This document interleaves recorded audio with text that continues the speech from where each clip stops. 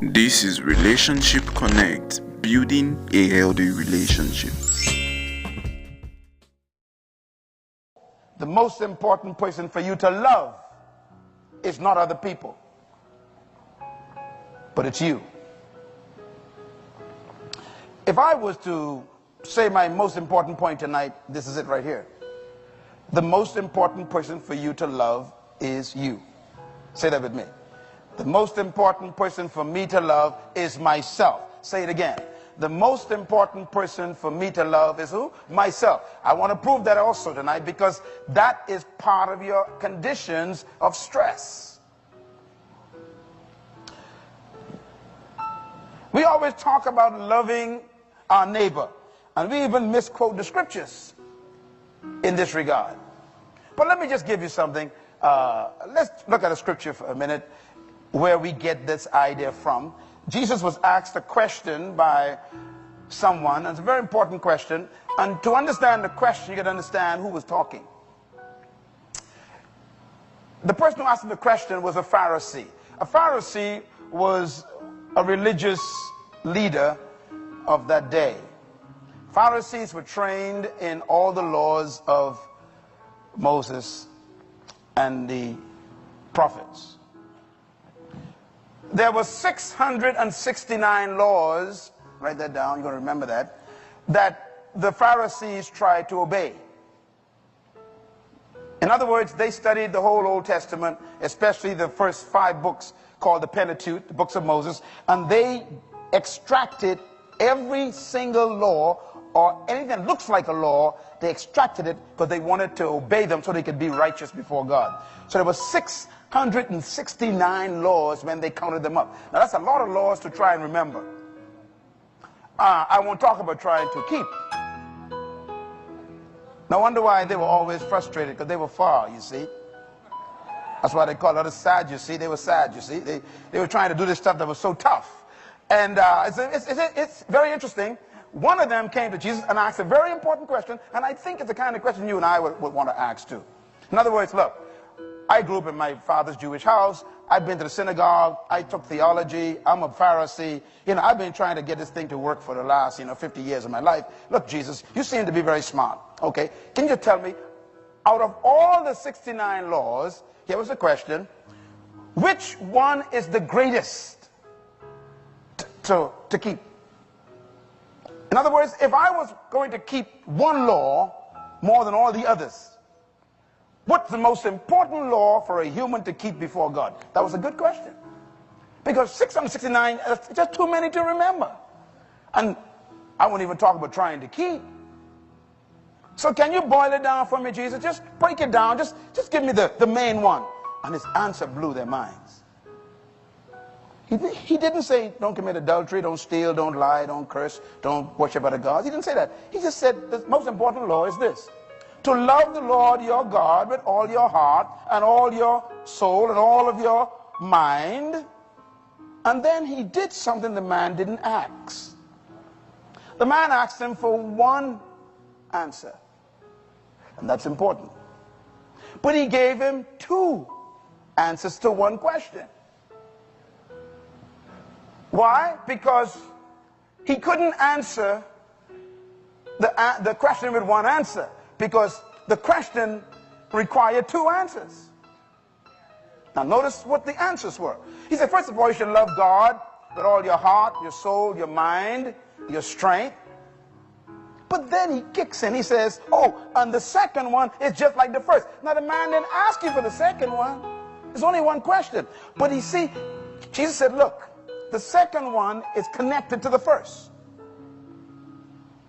Love God with all your heart, your mind, your soul, your strength. See, a lot of us find it easy to say we love God. We worship, we give, I love you, Lord, and I praise you, Lord, and you're faithful to church, and you're always going to these meetings and prayer meetings, and you go witnessing, and God said, okay, that's fine, but what about the second part? I know you love me.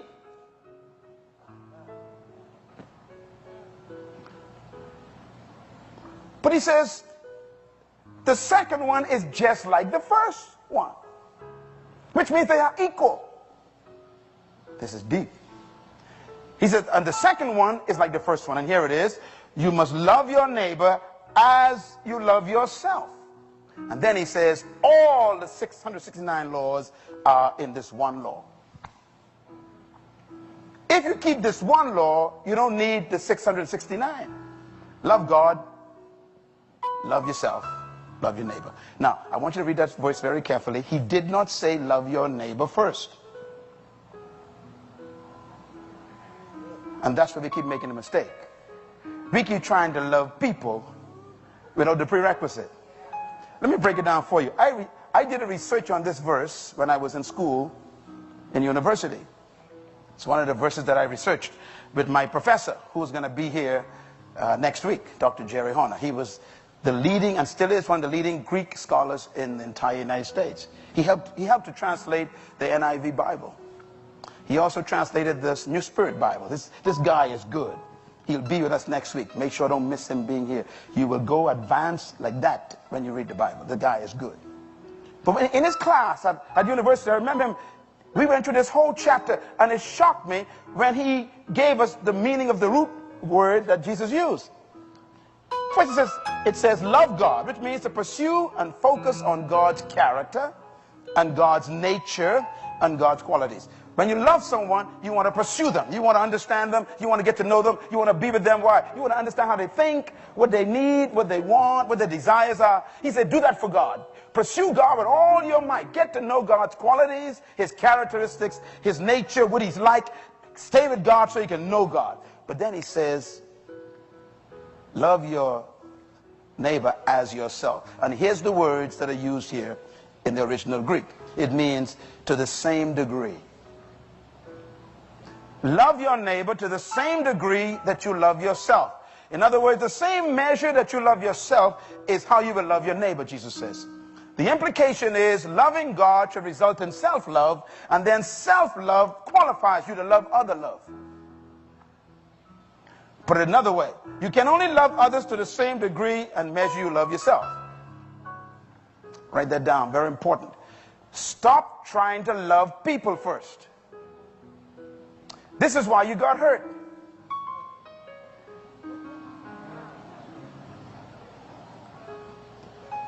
If you don't love yourself, you need people to love you.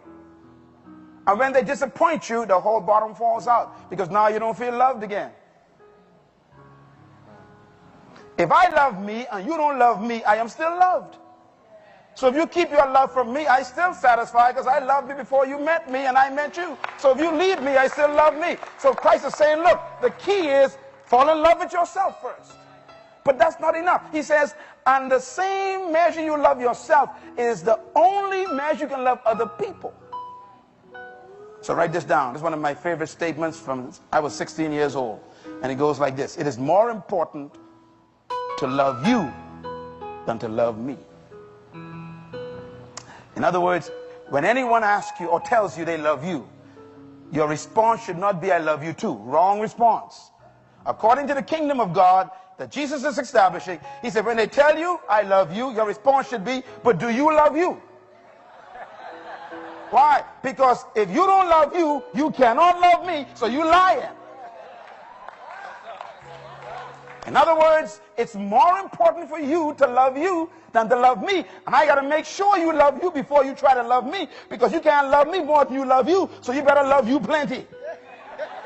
Am I getting through? See, this is why we are difficult to other people. We're trying to get them to love us so we can feel loved. That's why we're so manipulated by people. It's a sign of self-hatred. People say, I'll do anything for you. No, hold it, hold it. Don't you ever do that.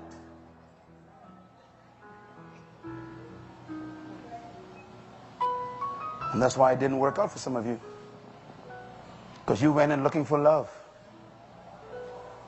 And whenever you go in looking for love, they can control you 100%. Because they can threaten to take it back anytime.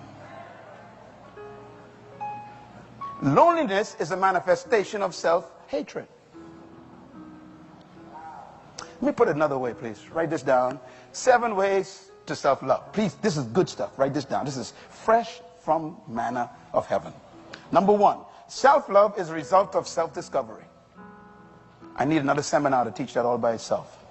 You got to discover yourself first or you'll never love yourself. Number 2, self-love is a result of self-source. What I mean by that is you have to discover where yourself was sourced. Where did you come from? You cannot love yourself if you don't know where you came from. Because source determines value. Oh boy. In other words, if I took a piece of rock and I cut it in half, does it become anything else? No, it's just a piece of a rock again. And if I cut it again, what it becomes? A piece of rock again. In other words, whatever it was originally, no matter how I break it down, that's what it is. So if I took a diamond and I cut it in half, what I got? 2 diamonds. Cut it again, I got what? 4 diamonds. So now, you see, it maintains the value. So if you don't know your source, you don't know your value. Number 3, self-love is a result of self-worth. You can never give yourself worth if you don't know where you came from. And you can't know where you came from if you don't discover yourself and discover your source. In other words, you are suffering from other people's value of you. And that's why you need them to keep giving you value. Or sometimes we create value out of the things we collect. That's why the fashion industry controls your life and you're broke and depressed. Because you keep trying to buy things to give yourself value because you ain't know how much you're worth. This is why you collect cars with big names and dresses with fancy, brand names and shoes with brand names, and you want to live in a certain area. Why? Because that whole thing has to do with a lack of self-love. You need to collect things to give yourself value. That's why when you lose them, you really go crazy. Self-worth. Number 4, self-love is a result of self-esteem. Esteem means how much do you estimate you cost or worth? What is your estimate of your value? And some people, it is so low, they sell themselves on the street. It's called prostitution. Sometimes they sell themselves sophisticatedly in their jobs. Or even sell themselves in a relationship that they know they shouldn't go that low, but they don't have any estimation of their true value, and so they sell themselves cheap on the altar of compromise just to have company around them. What a tragedy. You shouldn't marry anybody to make you feel important. Forget it.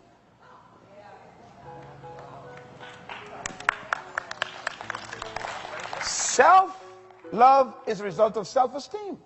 When you realize how much you are worth, you fall in love with yourself. Let me give you an example. If I gave you a plastic ring out of a Cracker Jack box, and then gave you a $10,000 diamond ring, and gave you both of them, which one would you really love the most? Isn't that amazing? Which one would you want to know where it is all the time? You don't care where the plastic ring is. Which one do you put in a nice leather pouch, and you put it in a private place, maybe in a safe deposit here? I mean the plastic. See, self-estimation makes you treat yourself with leather pouch experience. Don't touch this. I just can't go anywhere. I am diamond. This ain't plastic. I can't be seen just with anybody. Come on, y'all talk to me, man. See, but it has to do with your self-esteem.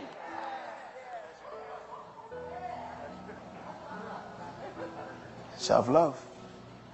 That's why Christ says that's the most important love on earth. Not the love for your neighbor. And number 5, self-love is a result of self-concept. Concept has to do with picture. The word concept means idea or picture. How do you picture yourself determines how you treat yourself. And that picture comes from your discovery of where you came from. You know, a diamond is a diamond is a diamond. You ever heard that? And they say a rose is a rose is a rose. In other words, once the thing is it, that's what it is. And so your picture of yourself doesn't come from other people, but we keep getting it from them. Oh, you look nice. Well, listen, I don't need you to tell me I look nice. I told myself that this morning before I left. And if you never told me, I still know I look nice because I'm cool, man. This is me. I love myself. You understand me? See, self-concept, you don't walk around allowing people to paint you how you should feel about yourself. You're supposed to know who you are. You know, I was thinking tonight when I was preparing to come to talk, I said, you know, Jesus Christ would not have gotten along well with most of us. He was opposite to what my mother and father taught me in this same island when I was a little boy. They said, son, never talk about yourself. And I think that came from the British oppression, colonialism, where we were taught that we were nothing, you know. So my mom they referred to, boy, stop talking about yourself. Stop talking about yourself. Boy, you know, be considerate and stop talking about yourself. Now you see, that may sound nice, but that's stupid. That's what causes low self-esteem. When your child says, well, mommy, I'm good at this. Boy, don't say you're good, you know. No, stop that. Stop, you know, talking big about yourself. And they will correct you from feeling good about yourself. Now, here comes Jesus. He would not get along with us. Every day, all day, the guy was into himself. He had a picture of himself that was almost irritating, and it was irritating. That's why the Pharisees, who had low self-esteem, attacked him all the time, because he kept using this word, I. And that's the way my mother said, you never use that word, son. Stop saying I. Remember that? Some of you all go with that. I. His I was constant. I am the bread of life. I am the water of life. I am the door. I am the way. I am the truth. I am the resurrection. I am the sheep gate. I am the way. I am the life. I am the bread. I am the water. I am the resurrection. I. Brother, you a lot of I. Yes, I am. That's why I don't need your opinion to tell me who I am. Now, here's what mesmerized me about Jesus. Write this down. I never, this changed my life at 18. I wrote it down at 18. He never spoke negative about himself. Hallelujah. Number two, he never accepted anybody's opinion of himself. Because when you have a sense of self-concept, your own picture, that other people's opinion don't touch you. Their perception don't touch you. You got to be very important to be able to say to yourself, I am.